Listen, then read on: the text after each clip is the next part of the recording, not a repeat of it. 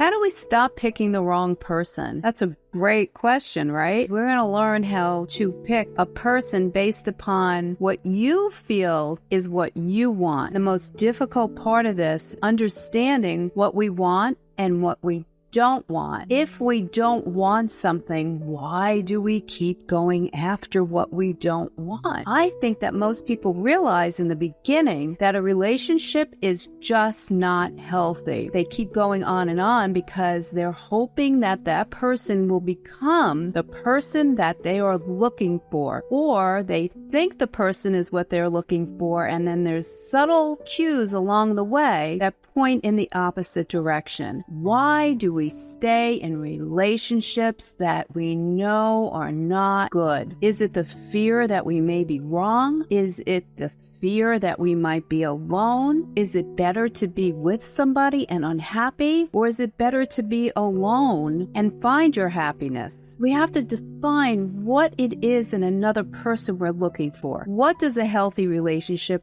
look like? What does a healthy relationship feel like? How do we feel? How do we know when we're in a healthy relationship? It's easier to distinguish when we're not in a healthy relationship. Why do we stay? What's going on with that? Why is it so difficult for us to leave? I think the answer is because we've witnessed in our past our caregivers staying in these very unhappy and unhealthy relationships because that's what they were supposed to do. You get married, you stay together, better or worse, but people were not very happy. What if we studied families where there's great communication and we saw the offspring, the children, getting into their relationships? What would those relationships look like? My hunch is that those relationships would probably be quite healthy. If we take most relationships and we dissect them, there's a lot of unhappiness. It's years and years of building up this resentment. And then two people have children. The resentment doesn't go away. It just keeps getting worse. If our roles are not defined ahead of time, we just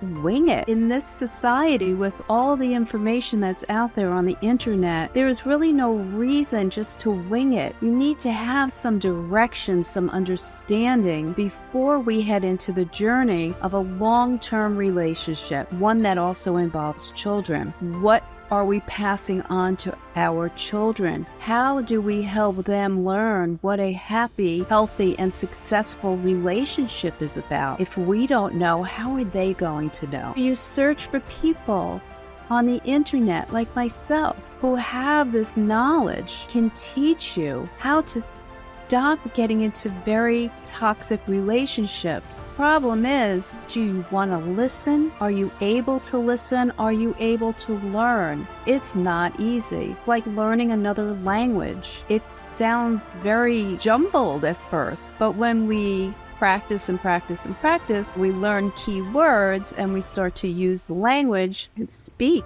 the language, then all of a sudden it becomes familiar. We can look at that and say, the language that we're speaking, if it's not bringing us happiness in our daily lives and relationships, we need to change the language. You have to be willing to learn a different language. We have to learn how to spot red flags. And I know, oh, the red flag thing, yes, I understand that, but there are red flags.